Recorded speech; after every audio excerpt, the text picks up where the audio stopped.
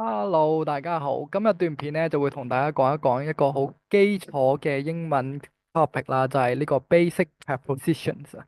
咁 preposition 啦係叫做介詞啦。咁其實 preposition 嘅作用係攞嚟做咩嘅咧？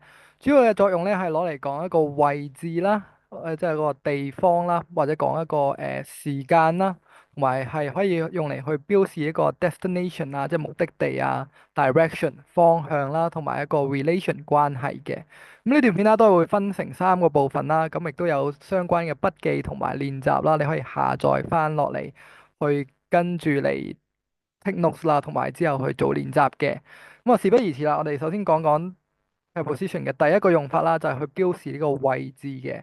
咁其實一般嚟講咧，你可能有聽過 in、on、at 啦。咁其實 in 咧係可以用嚟去標示位置㗎吓。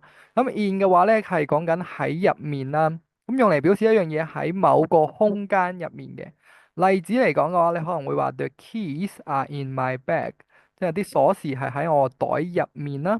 或者 There is water in the bottle，樽入邊咧係有水喺度，係啦。咁啊，呢個就係 in 嘅用法。咁然之後咧，關於 on 啦，on 嘅話咧，其實係指緊喺上面啦，喺一個表面嘅上面。例子嚟講嘅話咧，你可能會話 The book is on the table，本書咧係放喺台上面嘅，或者 There is a sticker on the wall，牆上邊咧係有張貼紙貼咗喺度。咁有個 tips 啦，想俾翻大家啦，就係關於所有喺線上啊，喺媒體上面嘅嘢咧，都會用 on 去表示嘅喎。譬如你會話 The video is on YouTube 啦，即係有段片係喺 YouTube 上面啦。咁你都會話 I see an interesting picture on Instagram 咁樣啦，即係喺 Instagram 上面啦。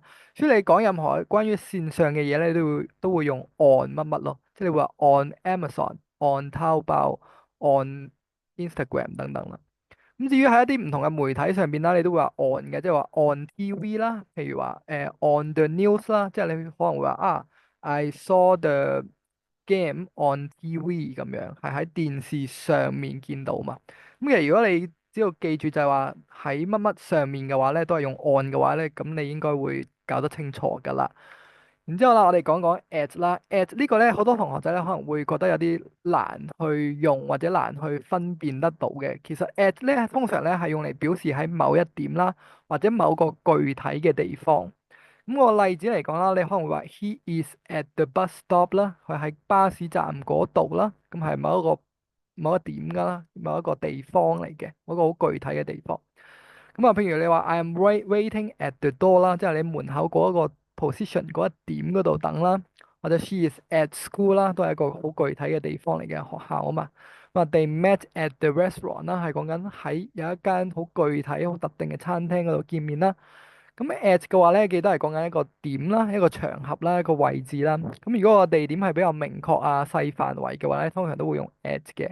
咁就算你話你喺邊間公司做嘢啦，都會用 at 嘅，即係你係講緊好明確嘅嗰間公司嘛。譬如你可能話 I work at Starbucks 咁樣啦，咁啊 at Starbucks 係一個喺間公司喺個地方嗰度做嘢啦，或者你會話 I work at Apple Company 咁樣。